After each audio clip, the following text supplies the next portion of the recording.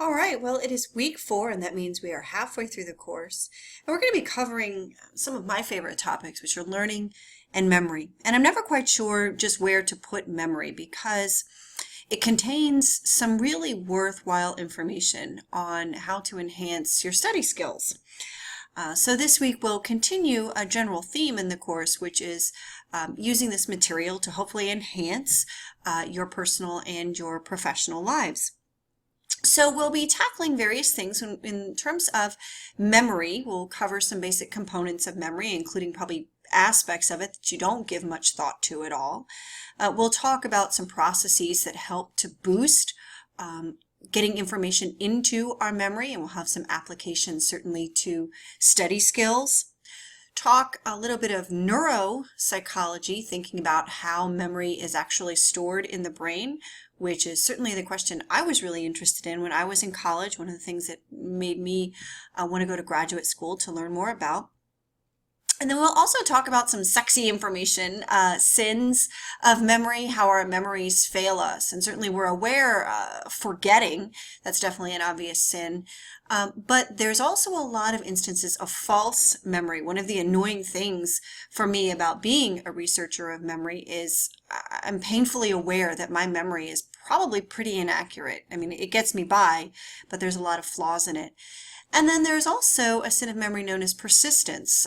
You experience this if you can't get a song out of your head, or if you have some depression or anxiety. You are plagued with memories and thoughts that you cannot get out of your head. And then in addition to covering memory, we will talk about learning, and specifically we'll be talking about classical conditioning, which is where we learn to associate two things out in the environment together. So maybe you might associate a particular friend with a particular restaurant. If the two of you always go out to the same place, you see that friend, you get a craving for something. That's classical conditioning. We'll talk about, or you'll explore that at length, and you'll also explore operant conditioning, which is the way that we shape behavior using consequences, reinforcement and punishment. And then in addition to operant conditioning, we'll also spend a little bit of time on observational learning, which is where you learn by observing what happens to other people when they do a behavior. So if you see somebody else, put money into a Coke machine and no Coke comes out, you're not going to use that Coke machine. So you just learned from a consequence that somebody else experienced. All right, so let's get into this area and explore what you actually have to do this week. You have some familiar things. Certainly the reading guide is still present. And in terms of videos, I'm going to make use of the crash course videos, which I can't remember now if I've assigned before, but they're a really nice tour of a whole host of pieces of information from the memory chapter, as well as the learning and conditioning chapter. So after you have reviewed those videos, you're going to actually do a little bit of additional reading so that you can tackle this journal reflection. So this week you are going to be doing a journal reflection, and that is writing an essay of sorts that only I will read. So this is not something you're going to be doing by collaborating with your group members. And there's 2 different topics, and you will choose one.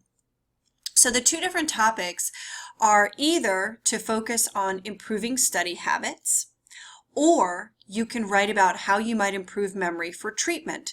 And so I thought, if you're somebody who has pretty good study habits, you already know all this information, then maybe you want to look to the future and think about some applications to healthcare. So let me open this up, and you can see I have one resource for each of these topics. Now, these are both really excellent resources in terms of improving study skills. I will give you a little spoiler. The best thing you can do is to quiz yourself.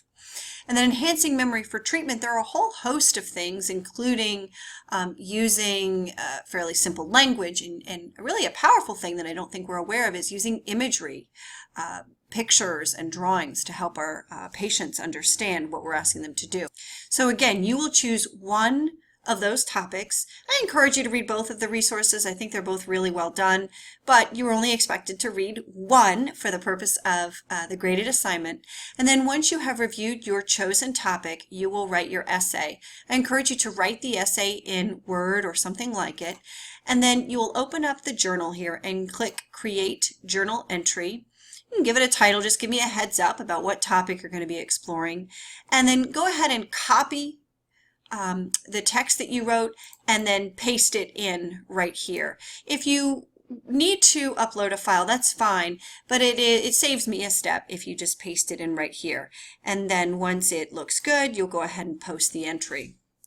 All right, so that journal is the first graded assignment for this week. The second graded assignment that relates to this the learning concepts for this week is the wiki page that you and your group mates will work on together. Now, this is, I guess, kind of like the sex ed curriculum where you are posting your own personal ideas and you will be assessed on your ideas only. But the nice thing about a wiki, of course, is you benefit from the information that other people are providing. Now, the way that it works is you are going to be seeing a set of concepts that all relate to either classical conditioning or operant conditioning.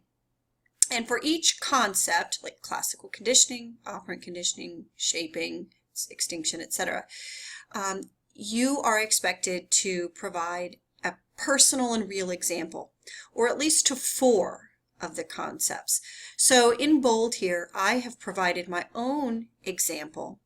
And what I would like for you to do is read over all of them and then choose which of the 4 concepts you feel comfortable giving your own examples. I want to highlight, though, you are expected to have as one of your 4 an example for one of the final 2 questions. So that would be down here, an example of classical conditioning application to healthcare, or an example of how classical conditioning can be applied to advertising. So one of your 4 examples needs to be for one of these 2 final concepts. So you will decide which ones you want to put in, and then I will be going in a couple times during the week, as I have in the past, and provide you with feedback. So this way you can revise your answer if you like, both to earn more points and of course to enhance your learning. Now, since I will be giving feedback throughout the week, I encourage you to post your contributions to the wiki earlier in the week so you have the chance to revise. But there is no midweek due date or deadline for any of the assignments this week. I know usually you have to post something by a Thursday night.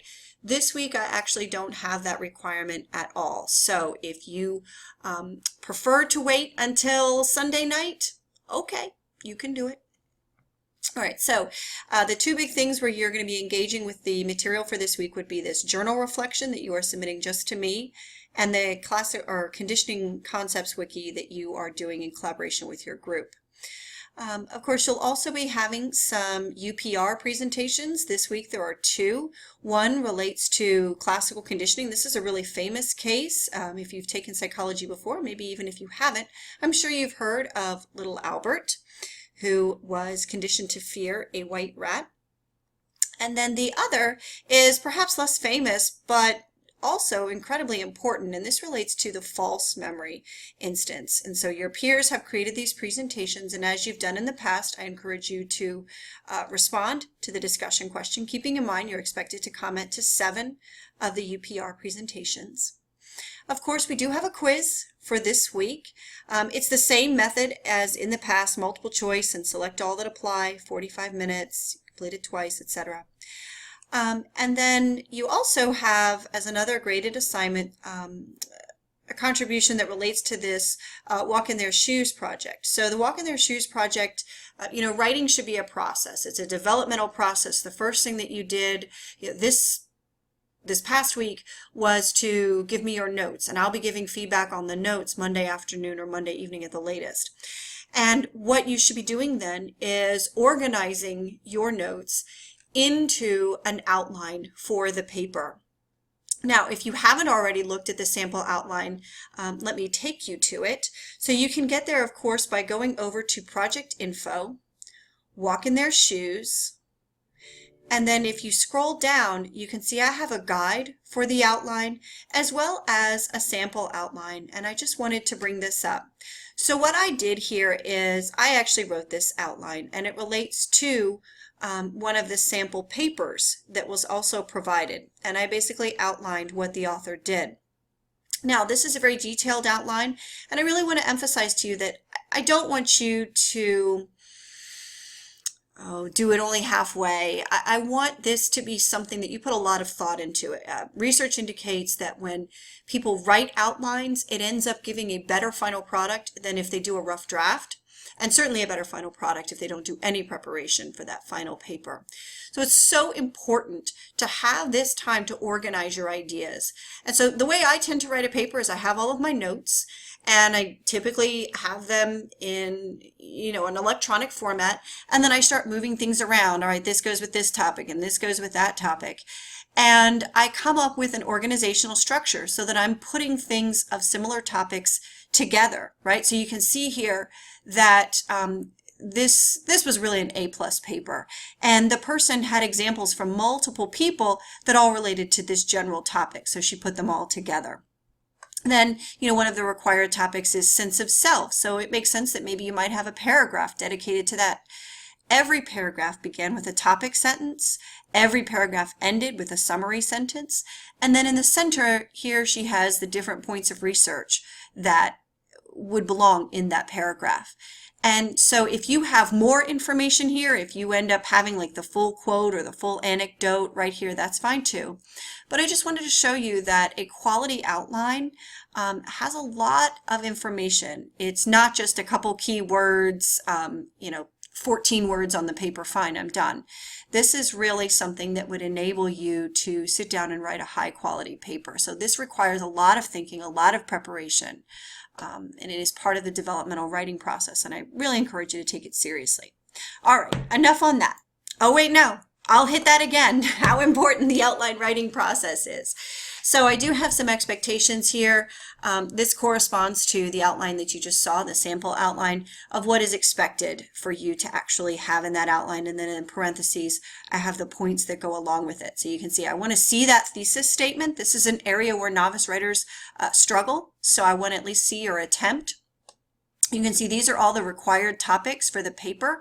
Ideally, they would each be their own paragraph. Now, I realize even though I might be providing you with a formula, maybe you don't have the information that goes along with this formula exactly, so you might not have a whole paragraph on sense of self. Maybe you have one comment that you'll put in the relationships area. Okay, fine. But this is a formula or a template, and if you prefer to work that way, here it is. So you can see I really do want to emphasize that you are organizing by topic rather than source. If you just can't do it and you organize by source, when I give you feedback, I'll try to help you work that out. Now, I have given you information in the learning materials that includes my phone number. So if you are struggling, I welcome you to reach out to me, email, text, call, whatever. I'm happy to work with you to try and help you improve your ability to organize the paper. It is a mark of developing writing and improvements. And that does it for this week. So if you do experience any problems, definitely reach out to me on this or any other assignment. And of course, you can also post something on the course discussion area, and I do check that every couple of days. I look forward to reading your contributions. Take care.